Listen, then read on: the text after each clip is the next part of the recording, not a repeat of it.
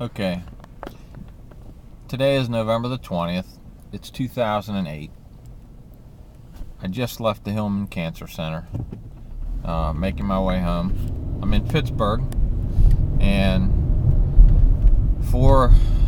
this is, I believe, the fourth time that HighMark Blue Cross has denied a claim for my wife's treatment that she needs to hopefully extend her life and perhaps enable curative surgery.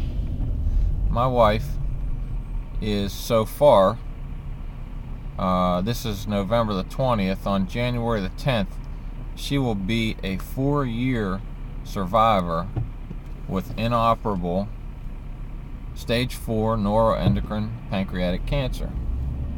And unfortunately, pancreatic cancer is somewhat rare, and more unfortunately, neuroendocrine cancer of the pancreas is much more rare than that. And my wife has, Sherry is her name, she has very good insurance plan through her employment. She continues to work every single day. This is almost 4 years. She's never taken time off for her illness, other than one time when she was hospitalized for 4 days or 5 days. She works every day. She misses time to have CT scans and various treatments, and she always tracks her time and makes up every second of it, because she doesn't want her cancer to enable her to take advantage of anyone or anything. She wants to do her part. That's just the kind of person she is. So anyway, we find a treatment that she tries, which was a clinical trial, and it's called RAD-001. It's a Novartis drug trial, and she's not responding to the trial. After 3.5 months on it, we learned that she was on a placebo. They unblinded it.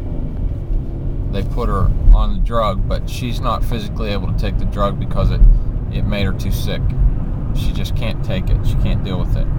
So we've exhausted every treatment that's available to her in the United States for neuroendocrine pancreatic cancer that she has. We researched.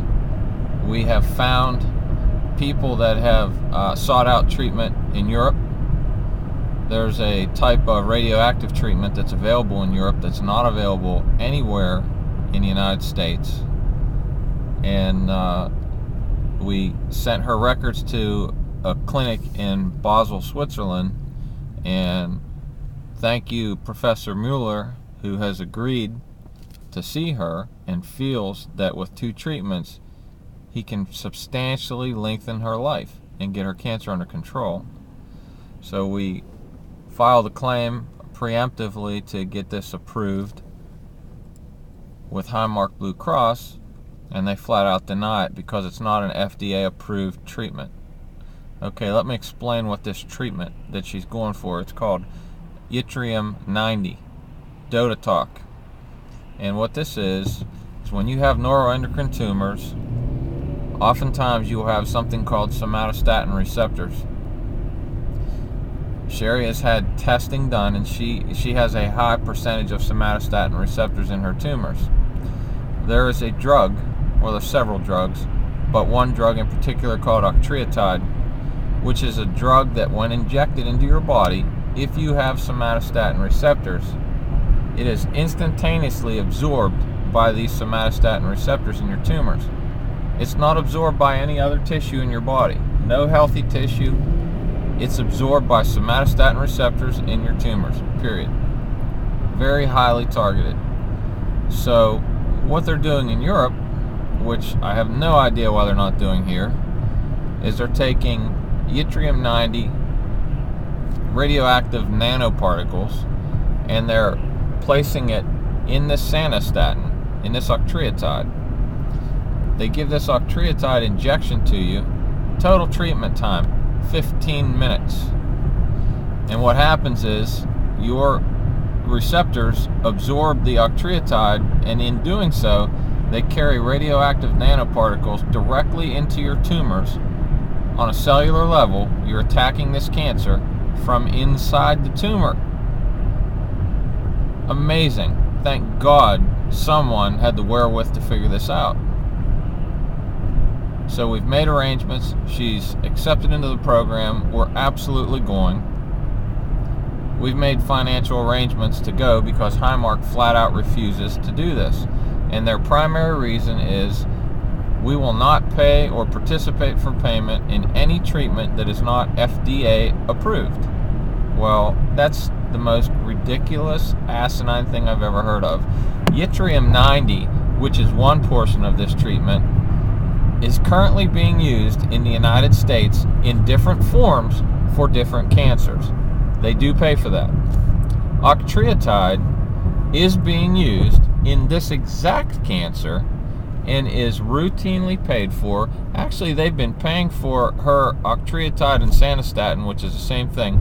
They've been paying for that for 42 months without question. Okay? Not a problem. So we want to go to Europe and have the injection in Europe, which also has the radiation in it, but they won't pay. Unbelievable. So after our doctor has submitted appeals and were denied, our oncologist, Dr. Bahari at Hillman Cancer Center, has fought feverishly to try to get them to participate in this. Yesterday he conducted a peer-to-peer review with a physician from HighMark Blue Cross who flat out said, can't pay, not FDA approved, wasn't even interested in talking. I don't remember what the woman's name was that was a doctor, but in my opinion, absolutely clueless. I just want to also add that, you know, HighMark has denied treatments for Sherry in the past. They actually denied the use of alpha interferons for Sherry, which were recommended by a neuroendocrine cancer specialist at Dana-Farber Cancer Institute, Dr. Matthew Kalki. His life's work is the diagnosis and treatment of neuroendocrine and carcinoid cancers. We went to see him in August 2005. He recommended that we immediately go on alpha interferon injections to see if it would work. It works in a small population of people. Well, HighMark said, no, it's an off-label use, I'm not going to pay. I appealed it twice, they denied it twice. Well, this was going to have the chance to save my wife's life, or lengthen it at least, so we private paid for this drug. And at one point, our private pay was almost $1,800 a week while we were fighting this appeal.